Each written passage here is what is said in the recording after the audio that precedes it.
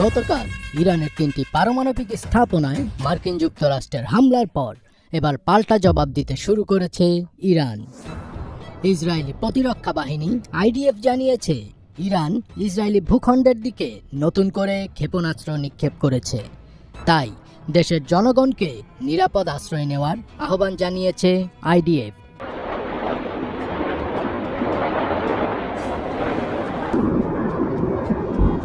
ইসরায়েলে ইরানের ব্যালিস্টিক ক্ষেপণাস্ত্র হামলায় অন্তত ৮৬ জন আহত হয়েছেন। প্রায় ৩০টি ক্ষেপণাস্ত্র দেশটির তেল আবিব এবং মধ্যাঞ্চলীয় নেস জিওনা শহরে আঘাত হানে, যার ফলে আবাসিক এলাকায় ব্যাপক ক্ষয়ক্ষতি হয়। এদিকে একটি বিমান প্রতিরক্ষা ইন্টারসেপ্টর বিকল হয়ে উত্তরের শহর হাইফাতে আঘাত হানে। এতে ব্যাপক ক্ষয়ক্ষতি হয় এবং ৩ জন আহত হয়েছেন। এই ঘটনার সময় শহরে কোনো সাইরেন বাজানো হয়নি। অন্য আরেক বিবৃতিতে আইডিএফ জানায়, কিছুক্ষণ আগে ইরান থেকে ইসরায়েলি ভূখণ্ডের দিকে ছোড়া ক্ষেপণাস্ত্র শনাক্ত করা হয়েছে। প্রতিরক্ষা ব্যবস্থা এসব হুমকি প্রতিহত করার জন্য কাজ করে যাচ্ছে। ইরানের ইসলামী বিপ্লবী গার্ড বাহিনী আইআরজিসি জানিয়েছে ইসরায়েলে ২০ দফার হামলায় মোট ৪০টি ক্ষেপণাস্ত্র ছোড়া হয়েছে। এর মধ্যে প্রথমবারের মতো তৃতীয় প্রজন্মের বহু ওয়ারহেড বিশিষ্ট খাইবার শেকান ক্ষেপণাস্ত্র ব্যবহৃত হয়েছে।